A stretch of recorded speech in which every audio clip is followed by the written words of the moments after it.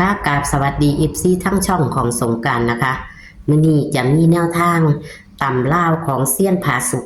มาฝากค่ะพี่น้องเซียนผาสุกมือคืนนี้บ่ผิดหวังค่ะ52ตรงๆเลยค่ะพี่น้องเห็นบ่ค่ะ24สิงหาคม69วันจันทร์วันนี้เข้า52ตรงๆวิ่ง2กับ3มาตัวค่ะบนล่างคือมา2ก็คือ52จับคู่ให้52เพิ่นจับคู่บ่หลายตัวนะคะถึงบ่เข้าตัวนิ่มแต่ก็บ่หลายตัวนะคะ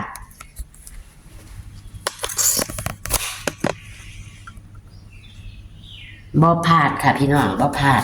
เอามื้อนี้วันที่25สิงหาคม69เพิ่นจะให้เฮาเป็นตัวใดเฮามาไปรับชมรับฟังเสียงสัมภาษณ์กันได้เลยค่ะ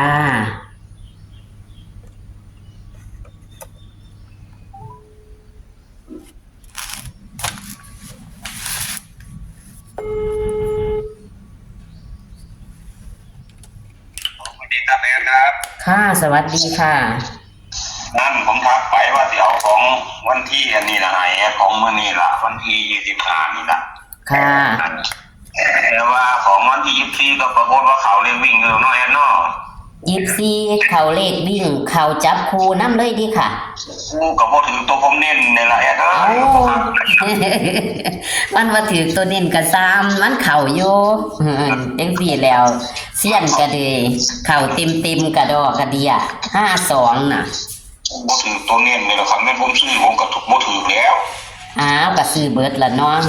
เลขบ่หลายหางเด้ค่ะนี่เลขแค่6หาง7 8หางนึงเนาะยินบ่แอดครับแม่นผมซื้อผมก็ซื้อตัวผมมักไปเลยเนาะ62 72นี่เอา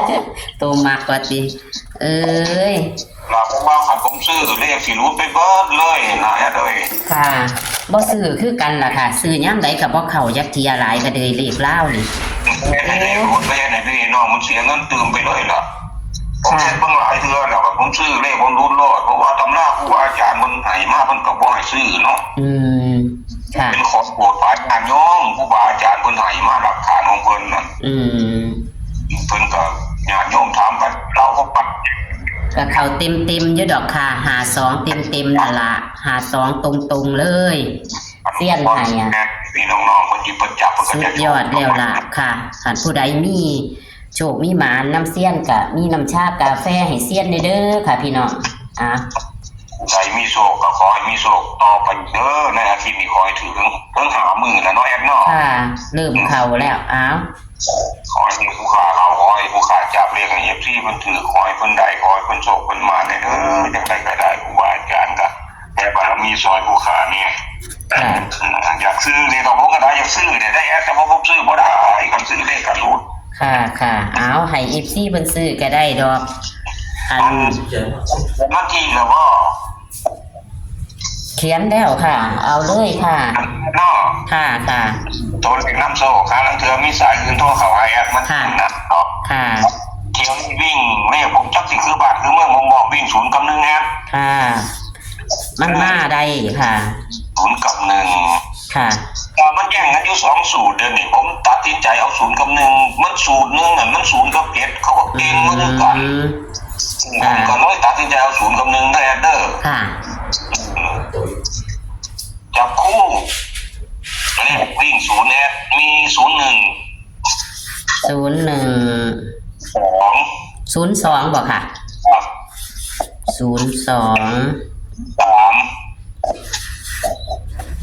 03มาเลขวิ่ง1แอดมี11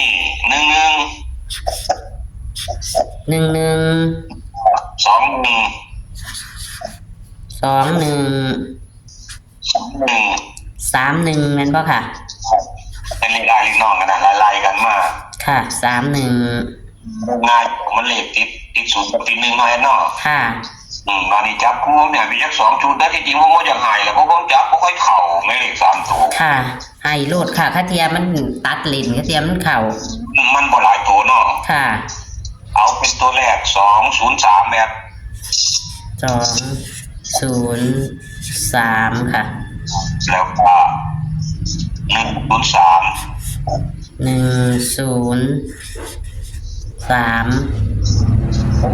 กันแล้วผมเนี่ย บ่ค่ะตัวกันยังทันได้อยู่ เดี๋ยวจังได้ตัวกันมันมีอยู่4ตัวเขาเดี๋ยวตัวถือไข่บอเท่านั้นล่ะ 0607กับ737นี่ระหว่างเลข4ตัวนี่จะต้องเอามา2ตัวมันจะเอาตัวถือไข่เฮาบ่เท่านั้นล่ะ ก็อยู่กับดวงล่ะค่ะ 0แลเดอร์06กับ07ตัวกัน 0607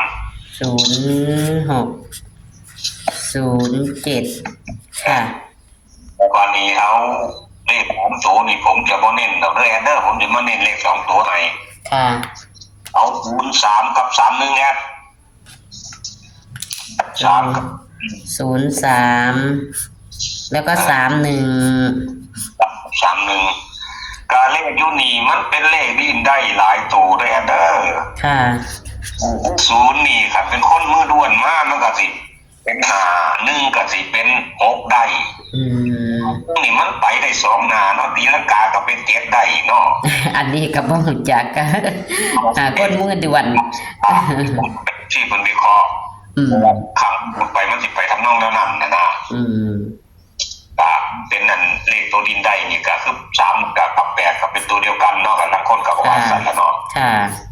ดินใส่กันได้ก็มันปีนก็สิเป็น08แบบนึงต้องไปสิล่ะเด้ออันนั้นเว้าน้องๆให้ฟังมันบ่มีราคาในสูตรของผมดอกว่าแต่ว่าเว้าถ้ามันหลุดไปมันจะไปจังซั่นล่ะเว้าโลดค่ะเดี๋ยวเพิ่นสิฟังความเว้าเอาดอกค่ะเพราะว่าแอดก็บ่เข้าใจลึกคักแหมจะเป็นขึ้นแต้มลงแต้มคือมันอยู่สูตรไผสูตรมันเนาะคือว่านั่นล่ะก็คือเลขเพิ่นวิเคราะห์เอาคือเซียนว่านั่นล่ะเอามาใส่กันอยู่นี่เป็นเลข2สูตรเป็นหยังคือเป็นเลข2สูตรสูตรนึงมันวิ่ง0กับ7เขาบ่หลุดสูตรนึงมันวิ่ง0กับ1แต่ว่ามันเป็นเลขตัวเดียวกันนั่นล่ะมาวิ่งนี่เพราะว่า7กับ1มันตัวเดียวกันเนาะแอนเนาะค่ะเป็นหยังจังว่า0กับ7ผมก็ว่ามันบ่ทันได้หลุดแต่มันหลุดมาตั้งแต่วันที่20เนาะเลขผมให้1กับ2เลขผมหลุดมันออก4900เนาะเลข1ผมขึ้นแต้มค่ะจังว่าผมเพราะว่าเลขที่ผมตัวหลักมันที่เอามาออกเป็นเลขวิ่งเดี๋ยวนี้ก็คือเลขงวดเมื่อกี้นี่ล่ะบัดนี้งวดนี้มันคำนวณต่อมามันได้0กับ1นะแอดมันก็เลยมาสอดคล้องกับเลข0กับ7ตัวงวดที่มันหลุดมาในวันที่20พุ่นนั่นนะว่าเลขน่ะถ้าหลุดแล้วมันกลับมาเข้าบางครั้งมันหลุดซ้อนกัน2งวดจังมาเข้าก็มีจังซี่นะแล้วมันหลายสูตรแล้วเว้าไปก็หลายเนาะเนาะมีสายเข่าขอไว้ซ้ำนี่เนาะค่ะลุกไปนะลุกไปมันจะไปแต่ถ้าเรามีนะค่ะทั้งหมดเท่านี้เลยเนอะน้องเพื่อนมึงรู้เลยจำไว้ได้หมดนี่ค่ะวิ่ง0กับ1เนาะค่ะเท่ากันบนล่างค่ะจับคู่มี01 02 03 11 21 21 31เน้นที่03และ31ตัวกัน0607นะเลข3ตัวมีมี203และ103เนาะค่ะค่ะแต่ว่าตัวเน้นกับ03กับ31นั่นแหละมากแค่คักก็คือ03แบบว่าตรงๆแอบค่ะแต่กับแม่บางครั้งเลขตัวเดิมอาจจะกลับมาออกก็ได้จังคือจัง05มูนิกาจะมาได้จัง02มูนิกาจะมาได้กับที่0ได้นี่นี่กับที่1นั่น15มี10แต่15 116 17มูนิมี10ถ้ามันที่ออกไปจังนี้นะกะที่แน่นอนกันนี่ล่ะ0331นี่ล่ะเด้อคุณแม่คุณแม่โชคดีนี่ล่ะในวันที่25เฮานี่ล่ะผู้ใดบ่ทันมีโชคก็ขอให้มีโชคเด้อผมมีโชคแล้วก็ขอให้มีโชคตื่นขึ้นไปอีกก็อย่าลืมมันกดนิ้วโป้งให้แอดมินเพิ่นเด้อค่ะขอบคุณค่ะด้วยโลดคุณพ่อคุณแม่บ่ได้ใช้แฮงกดดอกซูนหน่อยๆมันก็ได้ดอกค่ะบ่ได้เสียเงินแม่นบ่ค่ะได้มีว่าไปมันต้องใช้ของขอบคุณหลายๆค่ะกด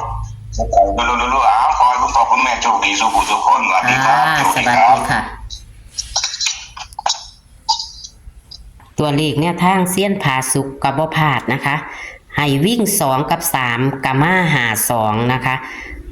จับคู่กับหา2ตรงๆเลยค่ะพี่น้อง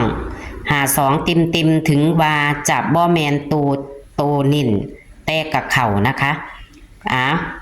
ก็สุดยอดค่ะวันที่25นะคะนี่แหละค่ะเพิ่นให้มา25เน้นกับ2หางคือเก่าค่ะ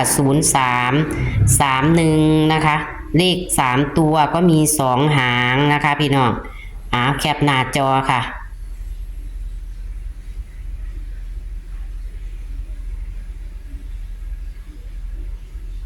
โชคมันกับเซียนผาสุกเด้อค่ะในวันที่25สิงหาคม69นี่นะคะโชคมันค่ะตำล่าวมือแรงให้ได้รุ่นให้ได้ถูกหวยรวยเบอร์นำเซียนผาสุกอีกคือเก่าค่ะสวัสดีค่ะ